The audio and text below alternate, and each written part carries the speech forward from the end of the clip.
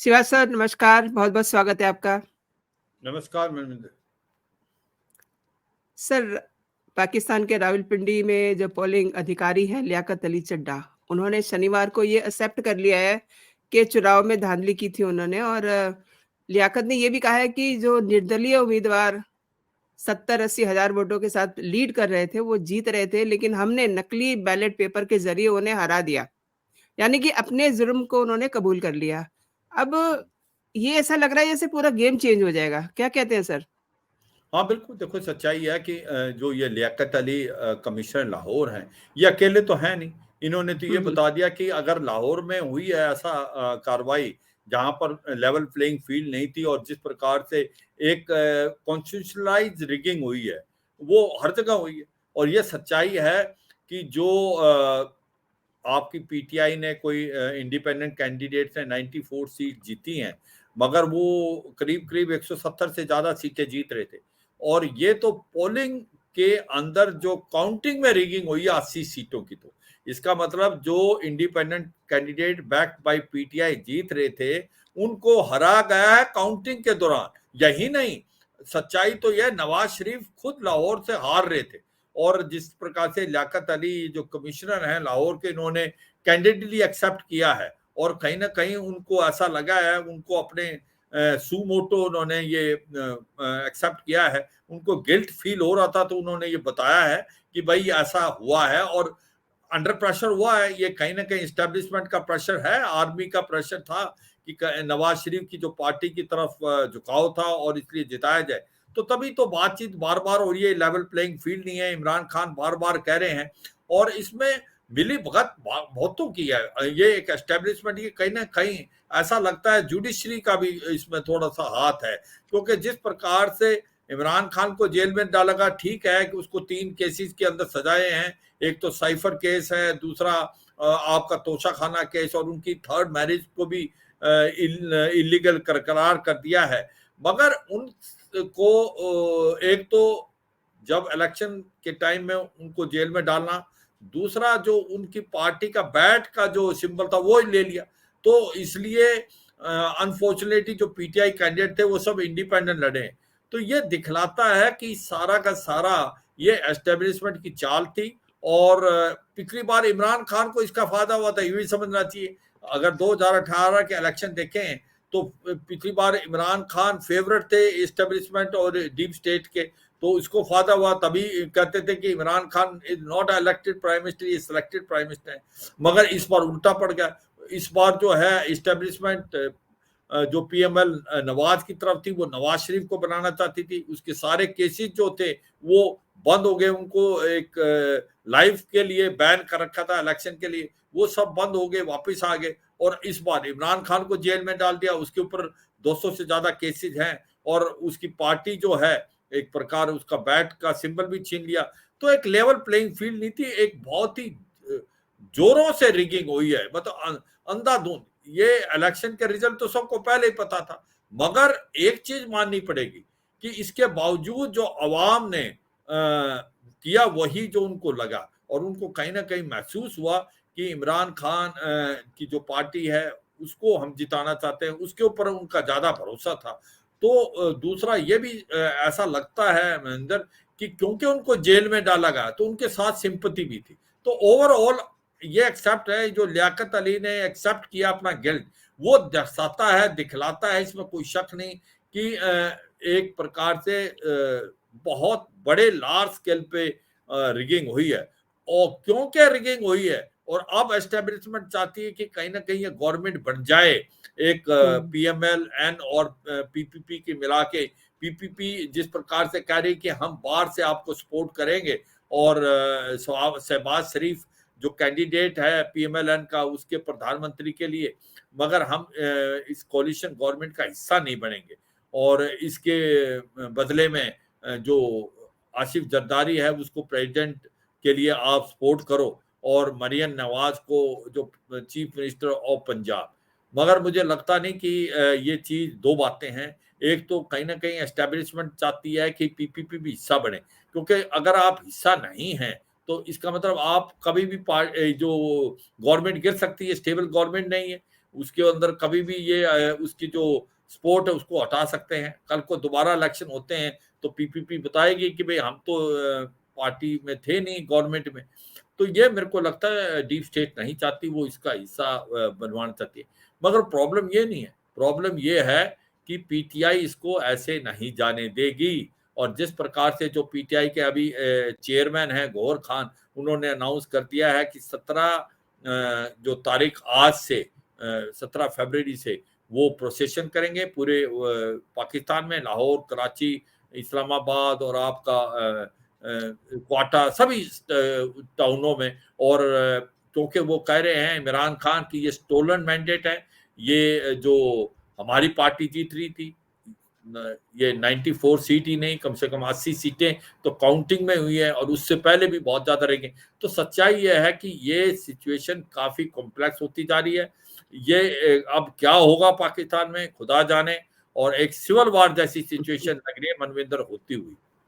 जी, वहाँ पे फ़ौज वग़ैरह काफ़ी लगा दी है, उस पे बाद में बात करेंगे। लेकिन ये जो फ्रैक्चर्ड मैंडेट सामने आया है, इससे मतलब क्या इम्पैक्ट होगा? मतलब ऑलरेडी वहाँ पे इकोनॉमिक क्राइसिस चल रहा है, अब ये पॉलिटिकल स्थिरता भी आ गई है, और इसके अलावा जो पड़ोसी उनके देश हैं, उनके साथ जो रिलेशनशिप है, उस पे भी असर होगा।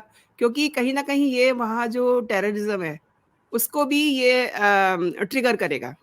क्या कहते हैं सर? हाँ, हाँ, बिल्कुल। देखो, अगर आपको टेररिज्म से लड़ना है तो आपको एक स्ट्रॉन्ग गवर्नमेंट की जरूरत है। स्ट्रॉन्ग गवर्नमेंट तो बनेगी नहीं, एक पॉलिटिकली जी, जी। स्टेबल गवर्नमेंट बनेगी। अगर आप पाकिस्तान की इकोनॉमी देखें तो उसकी भी हालात बहुत खराब है। आज 126 बिलियन डॉलर का कर्जा है। उनको 4 बिलियन डॉलर हर साल चाहिए इंटरेस्ट देने के लिए, जो लोन उन्होंने लिया। वैसा पैसा तो उनके पास है नहीं। और इसके बाद इनका फॉरेन रिजर्व घट के 4.1 बिलियन डॉलर, मतलब अफगानिस्तान से भी कम है इनका फॉरेन रिजर्व। और जी, 15 जी। दिन का इंपोर्ट नहीं देख सकता। इनका जो इन्फ्लेशन रेट है 40% से ज्यादा है। इनका जो जीडीपी डेट रेशियो है वो 100% से ज्यादा है।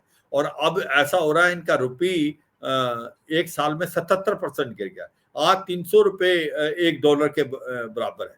और यही नहीं कि जो इनकी इकोनॉमी की सबसे बड़ी प्रॉब्लम है, जो इनके एक्सपोर्ट टेक्सटाइल इंडस्ट्री, जो छोटा मोटा एक्सपोर्ट होता था, वो भी ठप पड़ी है।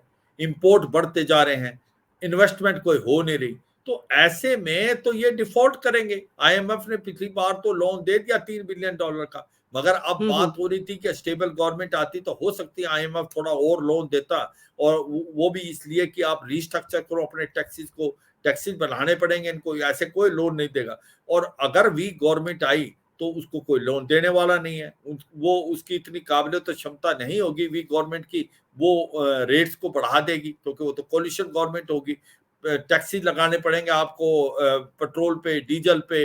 आपको जो सब्सिडी देनी थी और कम करनी पड़ेगी, बिजली में सब्सिडी का। वो तो हो नहीं पाएगा क्योंकि एक वीक गवर्नमेंट होगी और पॉलिटिकली इनस्टेबल होगी। दूसरा जो टेररिज्म है वहां बढ़ता जा रहा है। टेररिज्म, तहरीक तालिबान पाकिस्तान जो है वो बोल्ड होता जा रहा है। जिस प्रकार से हमले हो रहे हैं, जिस प्रकार से अंदरूनी खोखलापन आता जा रहा पाकिस्तान में, और इसके साथ साथ पाकिस्तान के जो रिलेशनशिप हैं वो बिल्कुल अच्छे नहीं अपने नेबर से। देखो, आज ईरान के साथ बड़ी प्रॉब्लम है उनके साथ। ईरान जी। एक प्रकार एक्यूज करता पाकिस्तान को कि आप सुन्नी मिलिटेंट भेजते हैं ईरान में, और ड्रग्स का तस्करी होती है पाकिस्तान से ईरान के अंदर। उनके रिलेशन है उधर जो तालिबान की गवर्नमेंट है, जिसको ये लेके आए थे पाकिस्तान, समझते थे कि उन्होंने बहुत बड़ा तीर मार दिया है और उनको एक स्ट्रेटेजिक डेप्थ मिलेगी। आज वो उल्टा पड़ गया है, क्योंकि जो गवर्नमेंट है अफगानिस्तान की वो डूरन लाइन नहीं मानती। वो नहीं चाहती कि कोई फेंसिंग हो। वो दूसरा वो शरिया लॉ लाना चाहते हैं, जो जो तालिबान टीटीपी है खैबर पख्तूनख्वा में। इस प्रकार आज उनके रिलेशन बहुत ही खराब है। पाकिस्तान अक्यूज करता है तालिबान को कि टीटीपी की बेइज्जती हुई है आपने वहां पर। और अफगानिस्तान अक्यूज कर रहा है कि यहाँ से टेररिस्ट उधर जाते हैं, और जो लोग भेजे गए हैं वापस, जो पाकिस्तान में 20-20 साल से रह रहे थे, वो भी एक कॉज ऑफ कंसर्न है। भारत के साथ तो सबको पता है उनके रिलेशन कैसे खराब है, क्योंकि वो जी। आतंकवाद भेजते हैं। लश्कर ए तोबा जैसे, मोहम्मद जैसे आतंकवादियों को वो बिठा रखा है उन्होंने 10,000 के करीब लॉन्च पैड और ट्रेनिंग एरिया में, और वो जी, जी। लैस हैं अमेरिकन हथियार जो छोड़ गए थे अमेरिकन अफगानिस्तान में। तो ये सच्चाई है कि बहुत बुरी हालात है पाकिस्तान के। ऊपर से ये चाइना पाकिस्तान इकोनॉमिक कॉरिडोर जो एक प्रकार से फ्रंट लाइन प्रोजेक्ट था वो भी ठप हो गया। 62 बिलियन डॉलर का जो है, चीन भी हाथ खड़े कर गया है कि कहाँ फंस गए हम।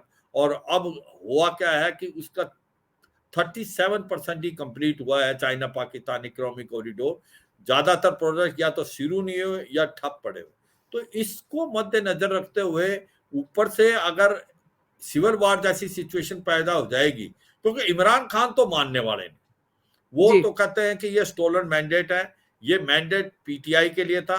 प्रधानमंत्री उन्होंने अयूब खान को मुकर्रर किया है, वो कहते हैं हमारा प्रधानमंत्री बनना चाहिए और हमारे को रूल करना है। तो वो तो मानेंगे नहीं जो डीप स्टेट करने की कोशिश कर रहा है कि पीएमएल और एनको पीपीपी की एक कोलिशन गवर्नमेंट और कुछ एक इनके साथ दूसरे पार्टी एमक्यूएम को भी मिला ले।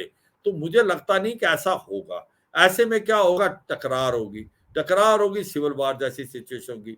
ये भी बात है, आज जो फौज इतनी एक प्रकार से जिसके अंदर अथॉरिटी होती थी, वो अथॉरिटी भी कम होगी, क्योंकि इसके बावजूद कि उन्होंने पूरा जोर लगाया, रिगिंग करी, लेवल प्लेइंग फील्ड नहीं की, उसके बावजूद भी सबसे ज्यादा जो कैंडिडेट जीत के आए हैं वो इंडिपेंडेंट कैंडिडेट है बैक्ड बाय पीटीआई।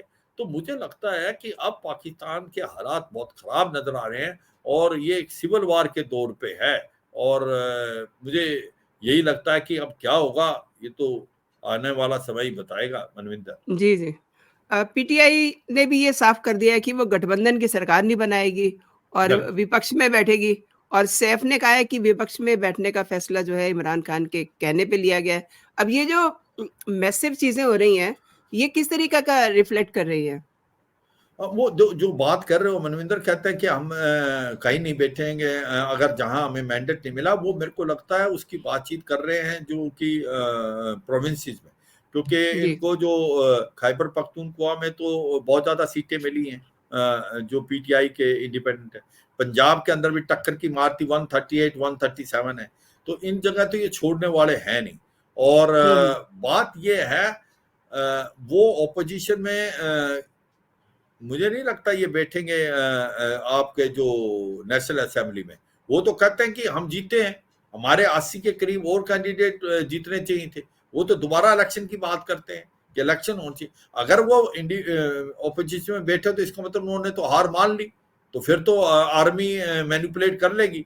मुझे लगता नहीं, जिस प्रकार से वो सड़कों पे आ रहे हैं लोग और जिस प्रकार से आवाम बिल्कुल नाराज है कि ये तो दिन दहाड़े चोरी है, डाका है, और जिस प्रकार से लोग खुल के आए हैं और वोट किया है लोगों ने, इसके बावजूद कि लेवल प्लेइंग फील्ड नहीं था। ये जो लियाकत अली का जो एक प्रकार से बर्ताव है, उसने जो बताया कि ये तो बात हुई है रीगिंग की पोलिंग बूथ में। इसका मतलब लोगों ने तो वोट डाला था जो जिस प्रकार से उन्होंने पीटीआई कैंडिडेट के, मगर वहां पर रीगिंग हुई है फेक वोटिंग डालवा के। तो ये जो कार्रवाई है, मुझे नहीं लगता पीटीआई इतनी जल्दी मानने वाली है इमरान खान की। तो क्या रोल अब पाकिस्तान की आर्मी प्ले करेगी? क्या वो समझौता करने की कोशिश करेगी इमरान खान से? कोई ना कोई ये कार्रवाई करने की कोशिश करेगी, क्योंकि मगर इमरान खान के और आसिम मुनीर के रिलेशन अच्छे नहीं, क्योंकि आसिम मुनीर एक जमाने में डीजीआईएसआई होते थे जबकि जी, जी। इमरान खान प्रधानमंत्री थे, तो इनको जी, हटवाया था जी। उसने। तो वो भी हुँ। बात है। तो ये सच्चाई है, इतना आसान नजर नहीं आ रहा है कि क्या असलियत होगा आने वाले समय में। वहां पर ऐसा लगता है सिविल वार जैसी सिचुएशन पैदा होती जा रही है। अगर इमरान खान नहीं माने, सड़कों पे आगे लोग, तो वो जो 9 मई को हुआ था ऐसा कुछ कार्रवाई हो जाएगी। और इसके साथ साथ अमेरिका भी अभी वरिड है, क्योंकि सबसे बड़ी प्रॉब्लम यह है पाकिस्तान में अगर कुछ ऐसी हालात खराब होते हैं तो इन, क्योंकि पाकिस्तान एक न्यूक्लियर स्टेट है, इसके न्यूक्लियर हथियार अगर गलत हाथों में पड़ गए और टेररिस्ट के हाथ में पड़ गए तो फिर क्या होगा? तो ये भी एक बहुत बड़ा चिंता का विषय है। तो ओवरऑल मैं ये कहूँगा कि जो जिस प्रकार से इलेक्शन हुए हैं, वो सारे वर्ल्ड का कॉन्फिडेंस लूज हो गया है। और ये तो सरेआम दिन दहाड़े चोरी डाका पड़ा है इस बार तो। पहले तो जो एस्टेब्लिशमेंट जो करना चाहती थी कर जाती थी, लोग बोल नहीं पाते। इस बार वो बात नहीं, इस बार लोग बोल रहे हैं, लोगों ने खुल के वोट दिया है पीटीआई की तरफ, और ये मैंडेट को एक प्रकार लूटा गया है। वो मानने वाले हैं नहीं इमरान खान, मगर क्या आर्मी उसके ऊपर प्रेशर डलवा के एस्टेब्लिशमेंट कुछ करेगी, वो तो समय बताएगा। मगर ऐसा अब तक तो ऐसा लगता है कि इतनी जल्दी, चाहे वो सेंट्रल गवर्नमेंट की हो या प्रोविंस में हो, जो गवर्नमेंट बनने वाली है वो इतनी आसानी से बन नहीं पाएगी। जिस प्रकार से पीएमएलएन सोच रहे हैं कि एक प्रकार मरविन नवाज की सीएम बनेंगे और उसको पीपीपी सपोर्ट करेगा, इसी प्रकार खैबर पख्तूनख्वा में भी वो सपोर्ट करेंगे, और आसिफ जरदारी को एक प्रकार से प्रेसिडेंट। तो ये सारी बिल्ली बगाता है। और जो एक अब लोगों ने ये भी कहना स्टार्ट किया पाकिस्तान में पहली बार कि ये जो फैमिलीवाद है ये इसको बंद करो, क्योंकि वहां जैसे भारत में अब बहुत जी, बढ़िया जी। नारा लग रहा है, क्योंकि अब वो परिवारवाद मुझे का। लगता है कि भारत से काफी कुछ देख रहे। देखो सच्चाई है, जी, अब जो सोशल मीडिया बहुत ज्यादा अलर्ट है, और आज का जो अवाम है जो 18 से 35 साल है, जो 45% है, 40 से 45% है पाकिस्तान में, जी, जी। वो अब ऐसे लाइंगली लेने वाला नहीं। वो कहता है भारत की तरफ देखो, भारत में इलेक्शन होते हैं बिल्कुल साफ सुथरे, और ईवीएम से इलेक्शन है जो वर्ल्ड में इतने बड़े लेवल पे होते हैं, 1.4 बिलियन, मतलब 140 करोड़ लोग, और कोई दखल जी, अंदाजी नहीं किसी की। दूसरा वो ये बोलते हैं कि भाई कि भारत के अंदर अब जो फैमिलीवाद था वो बिल्कुल बंद होता जा रहा है, क्योंकि जिस प्रकार से प्रधानमंत्री मोदी हैं, जी, जिनका जी। नारा है, उससे क्या है, भारत में तो फर्क पड़ा ही है, इस पर कोई शक नहीं। बिल्कुल। मगर ये पाकिस्तान में भी फर्क पड़ रहा है, क्योंकि वो देखते रहते हैं कि ये है, तो वो जो फैमिलीवाद वाला जो काम है ना, परिवारवाद, वो अब लगता नहीं कि कोई एक्सेप्ट करेगा। आने वाली जो जनरेशन है साउथ एशिया में, वो एक्सेप्ट करने वाली नहीं है। और पाकिस्तान में जो अवाम है, जो यूथ है, वो देख रहा है भारत की तरफ कि भारत कहां से कहां तरक्की कर गया और हम कहां हैं। आज तो सभी मानते हैं वहां के लोग, और मानो नहीं, भारत को मत मानो, बांग्लादेश तो आपका हिस्सा था ईस्ट पाकिस्तान 1971 तक, उसकी जी, जीडीपी आपसे कम थी, आपसे ज्यादा गरीब था। आज कहां बांग्लादेश और कहां पाकिस्तान। अफगानिस्तान की तो हालात बहुत खराब थी, अफगानिस्तान की इकोनॉमी पाकिस्तान से अच्छी है। अगर ऐसे में है तो फिर पाकिस्तान को झांक के तो देखना पड़ेगा। और उसको किसको ब्लेम करो, ब्लेम खुद है पाकिस्तान, जिसने आतंकवाद का सहारा दिया, एस्टेब्लिशमेंट आतंकवाद देती रही, और उसके बाद आज वो इस कतार पे पहुंच गए हैं कि टूटने के कतार में। आज 100 जो टेररिस्ट हैं, नंबर 1 टेररिस्ट हैं वर्ल्ड के, जो रिकॉग्नाइज्ड टेररिस्ट, उसमें से 80 टेररिस्ट जो है पाकिस्तान में, या उनकी जी, जी। जो रूट्स पाकिस्तान के। तो ये सच्चाई है मनिंदर की, हालात बहुत खराब हैं। क्या होगा अगला स्टेप क्या होगा, ये तो समय बताएगा, पर लगता नहीं कितनी आसानी से इमरान खान को आप शांत कर पाएंगे। काफ़ी सर वहाँ पे अनरेस्ट दिखाई दे रहा है, इसीलिए शायद से सभी शहरों में फ़ौज की तैनाती की जा रही है। तो इससे क्या ये भी लग रहा है कि फिर से मतलब फ़ौज हावी हो जाएगी? हालाँकि या हावी तो रहती है, लेकिन बिल्कुल, मतलब ये तो उनको बहाना मिल जाएगा ना? क्या कहते हैं सर? बिल्कुल। देखो, एक ये बहुत अच्छा क्वेश्चन पूछा आप मनविंदर, आपका इशारा है कि क्या कहीं फौज तो टेक ओवर नहीं कर लेगी। उसके चांसेस थोड़े कम नजर आ रहे हैं। उसकी वजह है क्योंकि इन्होंने देखा है कि ये सच्चाई है, 75 साल की जो रूल में से 33 साल फौज ने रूल किया। पहले अयूब खान ने किया, और फिर याह्या खान ने किया, और उसके बाद आपका जियाउल हक आए, फिर जो मुशर्रफ आए। तो अब हो क्या रहा है, अब उनको लगने लगा है कि अंत इनका बहुत अच्छा नहीं हुआ, और उनको लगता है कि अब अकाउंटेबिलिटी आ गई है। तो इसलिए वो चाहते हैं enjoy all authority without responsibility.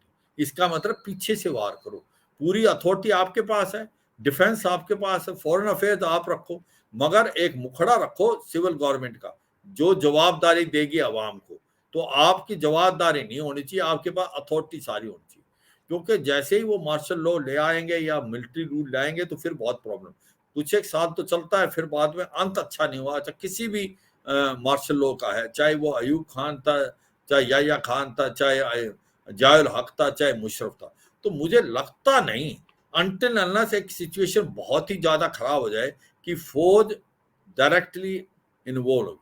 दूसरा, आज अवाम जागरूक हो गया, पाकिस्तान का अवाम भी इतनी आसानी से मानने वाला नहीं, क्योंकि जो यूथ है 18 से जो 35 साल के, जो 40 से 45% है, उनको दबाना इतना आसान। तो मुझे लगता है चांसेस कम है, मगर पाकिस्तान में कुछ भी हो सकता है। ये भी बात सच्चाई है कि अगला क्या होगा, कि अगर बहुत ज्यादा सिविल वार जैसी सिचुएशन जाती है और लोग सड़कों पर आ जाते, नहीं मानते, तो मुझे लगता है ऐसा भी हो सकता है। इसको रूल आउट नहीं कर सकते, बट चांसेस कम है।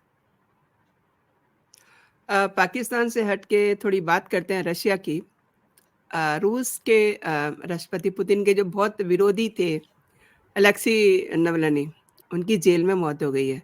अच्छा, नवलनी रूस की सबसे खतरनाक, मतलब जो एकदम कहते हैं ना, एकदम फुल प्रूफ जो जेल है उसमें थे। उनकी वहाँ मौत होने के बाद से काफ़ी सारे सवाल उठ रहे हैं। तो इसमें भी कोई खेल समझ में आ रहा है सर? देखो, सच्चाई यह है कि रूस के अंदर डेमोक्रेसी तो है नहीं, और हुँ, रूस हुँ। के अंदर एक ऑटोक्रेटी है। और सच्चाई, नाल्वनी जो एक 47 ईयर्स ओल्ड थे, और वो क्रिटिक थे पुतिन के।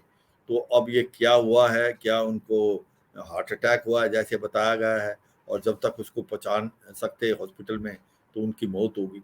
मगर ये सच्चाई है कि ये मुमकिन है रूस में होना, और इसका इम्पैक्ट क्या होगा, कोई खास इम्पैक्ट होने वाला नहीं, क्योंकि जो इलेक्शन होंगे उसके अंदर तो पुतिन को कोई भी चैलेंज नहीं कर सकता, और वो पुतिन चूज सेलेक्ट करके आएंगे।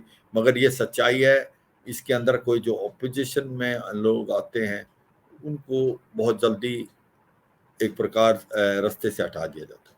तो जिस प्रकार से नावल्नी की क्या हत्या हुई है, या वाकई एक प्रकार से इनको हार्ट अटैक हुआ है, ये पता लगाना बड़ा मुश्किल है, क्योंकि वहाँ पर रूल ही इस तरीके का है। मगर ये एक दुर्भाग्यपूर्ण बात है, क्योंकि जब तक आपके पास ऑपोजिशन नहीं है, तो तब तक बहुत मुश्किल है। ये याद रखना चाहिए, जिस देश के अंदर ऑपोजिशन कमजोर है, वो देश कमजोर है। तो एक बिल अच्छे देश के लिए, अच्छी गवर्नमेंट के लिए एक अच्छा ऑपोजिशन होना भी एक जरूरी है। ये बात जी। हमें भी समझ आई है कि एक अच्छी ऑपोजिशन, एक constructive opposition, critic opposition for good faith, वो होना बहुत जरूरी है। तो ये समझ के चलना चाहिए। तो मुझे लगता है रूस के अंदर जो हुआ है ये ठीक नहीं हुआ, और इसका इम्पैक्ट क्या होने वाला है, मुझे लगता नहीं कि कोई खास इम्पैक्ट होगा। क्यों? क्योंकि पुतिन का जो होल्ड है पूरे रशिया में, अभी तक तो ऐसा लगता है बहुत ज्यादा है। और क्योंकि ये रशिया यूक्रेन लड़ाई में भी जो उनको धक्का लगा था स्टार्टिंग में, तो जी, जिस जी। प्रकार से यूक्रेन लड़ा था, और हुँ, हुँ। यूक्रेन ने दिखा दिया था कि है, और यूक्रेन के बाद हथियार भी आने स्टार्ट, वो भी सिचुएशन इतनी अब मुझे लगता है कि पुतिन के पक्ष में जा रही है। उसकी वजह, क्योंकि ये सोचा गया था कि इनके ऊपर इकोनॉमिक सैंक्शन लग जाएगी रूस पे, तो इकोनॉमी टूट जाएगी, और उनके डिपेंडेंसी चीन पे होगी, और चीन जो है वो इतना आसानी से आपको छोड़ता नहीं। मगर वो हुआ नहीं, उसकी दो वजह है। एक तो जो ऑयल है, वो ऑयल अगर इन्होंने यूरोप में नहीं भेजा, तो उसको चीन ने भी लिया और भारत ने भी लिया। भारत जो 2% ले रहा था, 32% ले रहा है, और डिस्काउंटेड रेट पे लिया। तो उसकी जो एनर्जी सिक्योरिटी थी, एनर्जी सिक्योरिटी थी, जो पैसा उससे मिलता था वो तो मिलता रहा। दूसरा, जो इसने अपनी इंडस्ट्री थी, जो कि एक प्रकार से डोमेस्टिक इंडस्ट्री थी आर्मामेंट की, उसको इसने इतना रिवेटलाइज किया कि 3 शिफ्ट में काम हो रहा है। इसका मतलब 24/7 काम हो रहा है। तो वो भी है, इसको वेपन अम्यूनिशन की कमी थी, जो इसको कुछ नॉर्थ कोरिया ने दिया, ईरान ने दिए शाही ड्रोन, मगर ज्यादातर उसने अपने ही बलबूते पे भी बनाया। तो उसकी जो इंटरनल इकोनॉमी थी, उस पर इम्पैक्ट नहीं हुआ। तो ये एक सेटबैक है यूरोप के लिए, और नाटो के लिए, और अमेरिका के लिए। जो सोचा गया था कि रूस जो है टूटेगा, रूस की इकोनॉमी खराब होगी, रूस डिपेंडेंट होगा चीन पे, ऐसा नहीं हुआ। और अब जिस प्रकार से युद्ध जा रहा है, अब मुझे लगता है पलड़ा भी भारी होता जा रहा पुतिन का, क्योंकि उसने 15 से 20% तो पहले ही जीत लिया है। क्रीमिया उसके पास था 2014 से, और अब उसने जो डॉनबस का और आपका इलाका जो जीता है पूरा ईस्ट से लेके वेस्ट तक, तो वो 15 से 20% वो तो वापस देने वाला नहीं। और ऊपर से अब जो यूक्रेन बैकफुट पे है, उनका खुद का जो अभी चीफ को हटा दिया गया है, प्रेसिडेंट ने हटाया है। हाँ, कहीं ना कहीं यूक्रेन जो काबिल तारीफ काम कर रहा है, वो क्रीमिया पे भी कुछ हमले हुए हैं और कुछ ब्लैक सी पे जो शिफ्ट पे हमले हुए हैं रूस पे। बट ओवरऑल मुझे लगता नहीं कि रूस कमजोर हुआ है। पुतिन जो है वो काफी अभी भी स्ट्रॉन्ग लीडर हैं। वाकई जो हुआ है वो गलत हुआ है, जिस प्रकार से जो ऑपोजिशन लीडर की एक प्रकार से हत्या हुई है या एक नेचुरली प्रेशर में आके मरे हैं, वो तो इन्वेस्टिगेशन होगी तभी पता चलेगा, या पता चलेगा या नहीं उसका भी कहना मुश्किल है। मगर ऐसा कुछ कोई इम्पैक्ट नहीं होने वाला। जो मार्च में इलेक्शन होंगे, पुतिन उसमें से कोई भी उसको एक प्रकार चैलेंज नहीं कर पाएगा, और वो अनचैलेंज आप देखना बन के फिर उभरेंगे। बन सर, एक और खबर आ रही है, हूती विद्रोहियों ने एक बार फिर से लाल सागर में भारत आ रहे एक तेल टैंकर पर मिसाइल से हमला दागा है। और मिसाइल यमन की ओर से लॉन्च की गई थी, जो मर्चेंट वेसल पोलेक्स के हिस्से पे गिरती है। और हूती विद्रोहियों ने जहाज पर हमले की बात मान भी ली है। उन्होंने कहा है कि हमारे हमलों से जो है एक प्रेशर बन रहा है, यानी कि उनका ऑपरेशन सफल हो रहा है। तो ये तो मतलब उनकी दादागिरी चल निकली हूतियों की। हाँ, देश और दुनिया सभी के लिए नहीं ये खतरा है?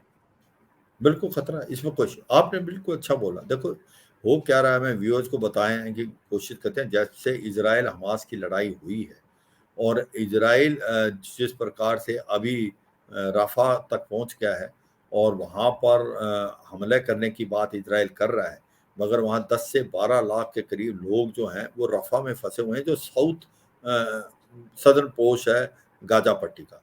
अब बात हो रही है कि इनको वहां से निकाला जाए। अगर ग्राउंड अटैक होगा तो बहुत ज्यादा कैजुअलिटी होगी, इसमें कोई शक।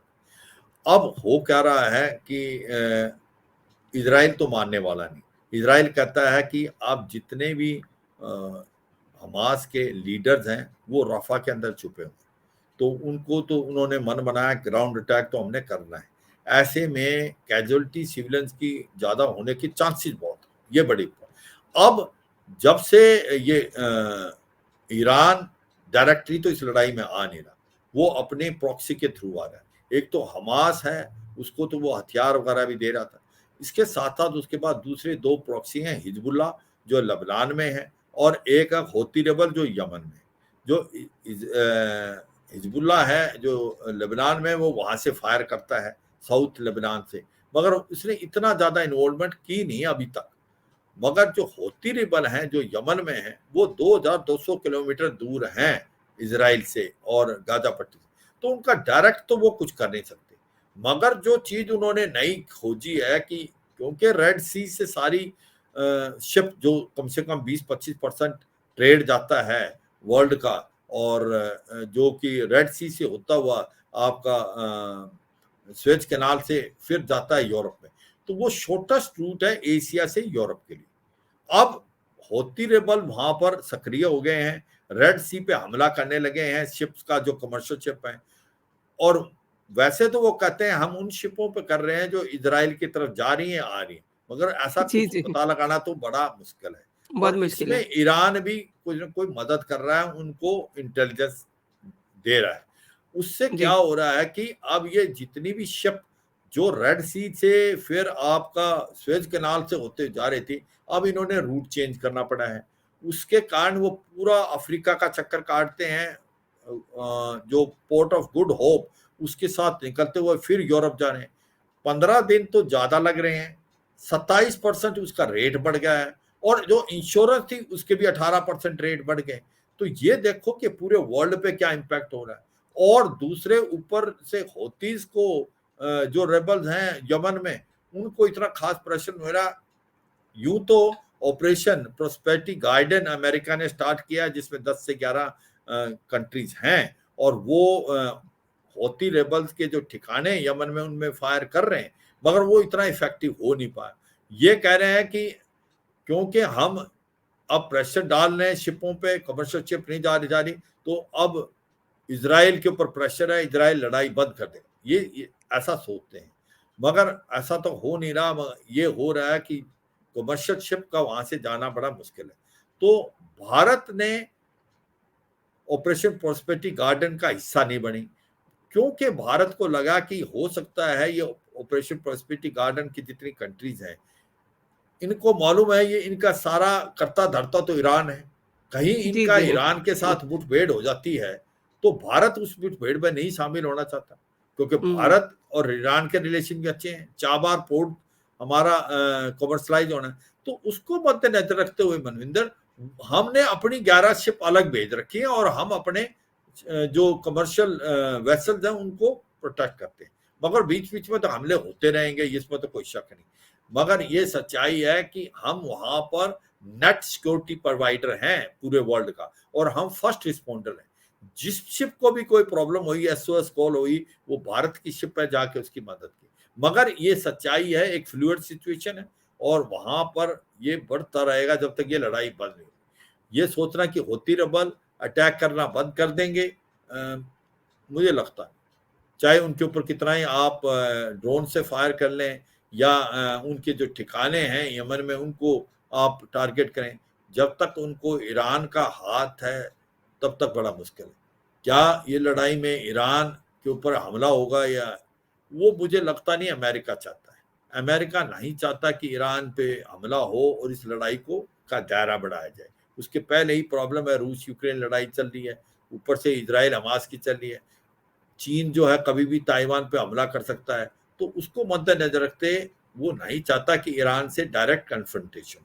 और यही नहीं, ईरान भी नहीं चाहता। ईरान चाहता है कि भाई जब मेरे प्रॉक्सी कर सकते हैं काम ये, तो मैं डायरेक्ट इन्वॉल्व होऊंगा तो नुकसान होगा, इकोनॉमिक जी, सैंक्शन जी। और लगेंगे।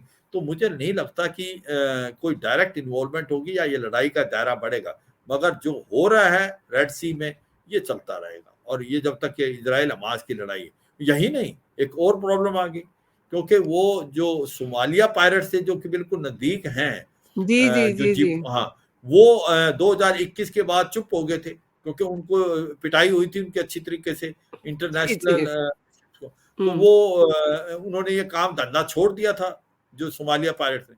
अब वो भी हुँ, बोल्ड हुँ। हो गए, उन्होंने कहा बहती गंगा में हाथ धो लो। तो भाई जी, जी। जो एक प्रकार से हौती रेबल कर रहे हैं रेड सी में, वो जो अरेबियन सी में शिपों को लूटना स्टार्ट कर दिया उन्होंने, तो वो भी हुँ, एक हुँ। बड़ी प्रॉब्लम। तो ये सच्चाई है कि काफी फ्लूइड सिचुएशन होगी रेड सी के अंदर भी, मगर इसका मुझे लगता नहीं है बंद होगा जब तक ये इजराइल हमास की लड़ाई बंद ना हो। मनविंदर, बहुत सही कहा आपने कि ये हमास और इज़राइल प्लस पाकिस्तान, ये सब शैतानियाँ करवा रहे हैं, पूरे जहाँ भी इन्हें मौका मिलता है। सर, आपने मेरे दर्शकों को बहुत अच्छी जानकारी दी और मेरे शो के लिए आपने समय निकाला, बहुत-बहुत धन्यवाद आपका। जय हिंद, जय भारत। जय Hind Manvinder, thank you very much. Thanks.